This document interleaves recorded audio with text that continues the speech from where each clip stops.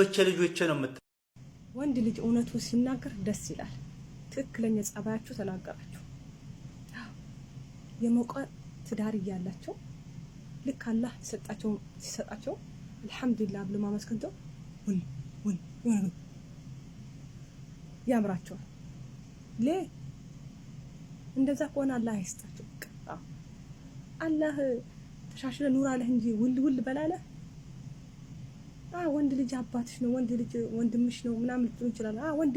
ወንድሜ ማድረሱለት ልጅ የሞቀ ትዳር ካለ አላህ በረህመቱ ርዝቅ ከሰጠ እንዲህ የምትል ከሆነ አንተንም አይስጥህ። በቃ አይስጥህ። ሁሉ አሚን የማዳም ቀመሞች እውነቴን ነው። እውነቱ ተናገረ። ወረቢካ በእውነቱ ተናገረ። አላህ ሲሰጣቸው